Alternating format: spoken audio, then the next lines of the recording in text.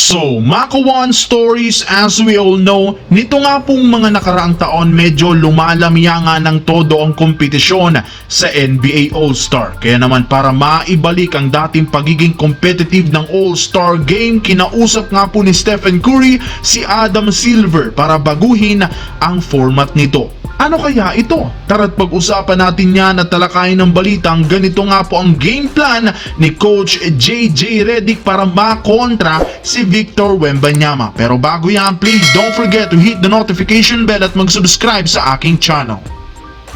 Ang video ng ito ay hatid sa inyo ng 1xBet. Suportahan at manalo sa inyong paboritong kupunan sa NBA, PBA. Maaaring makakuha up to 12,000 cash bonus sa inyong first deposit gamit ang aking promo code. Pag tama prediction mo, panalo ka. Pindutin lamang ang link sa comment section at mag-register gamit ang iyong GCash account para makapag-cash in at cash out. Isang paalala, tumaya Makawan Stories ng responsable. Para nga po sa inyong kaalaman, sa darating na 2025 NBA All-Star Weekend gaganapin sa lugar ng San Francisco, California sa loob ng Chase Center. Ang Golden State nga po ang mag-host ng isa sa pinaka-inaabangang event, kaya gusto nga po ng team lalo na si Stephen Curry na mas lalong maging exciting at competitive ang lahat ng kompetisyon. In fact, naibalita na nga po noong nagdaang linggo na mismong si Curry na nga pong nag-request at nakipag-usap sa NBA Commissioner na si Adam Silver para bumuo ng ilang bagong event. At mukhang sumusunod rin naman sa kanyang mismong liga matapos ibulgar na magkakaroon nga po ngayon ng bagong format dito. Ayon sa inilabas na proposal, pagbobotohan mga po ng NBA executive, players, coaches at union personnel kung gagamit sila ng bagong 4-team tournament style format na kinabibilangan ng 3 team na merong 8 all-star at ang mananalo sa Rising Star. Sa ganyang paraan, magkakaroon sila dito ng mas maraming laro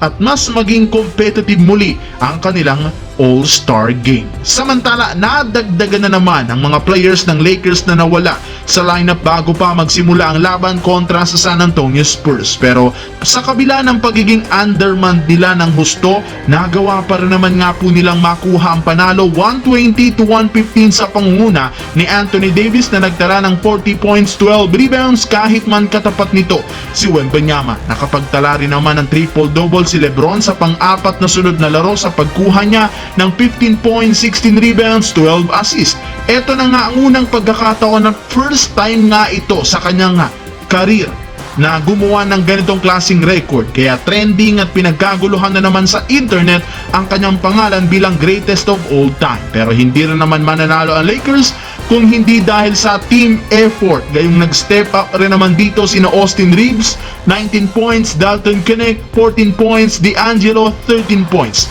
Malaki rin naman nga po ang naitulong ng ginawang defensive game plan ni Coach JJ Redick para mapabagal ang scoring ni Wembanyama since hindi nila ito hinaayaang makapag-drive at makapasok basta-basta sa painted area. Sa tuwing hawak nga nito ang bola, agad nga po siyang dino-double team o kung hindi naman agad nila siyang inaagawan ng bola kapag sinusubukan itong mag-dribble. Pinagsete lamang nga po si Wemby sa 3-point line kaysa papasukin ito. Kaya sa huli, epektibo nga po ang kanilang strategiya lalo na sa clutch time dahil dyan umabot na sa 4 games ang kanilang hawak na winning streak at wala pa nga pong talo sa NBA Cup simula pa last year.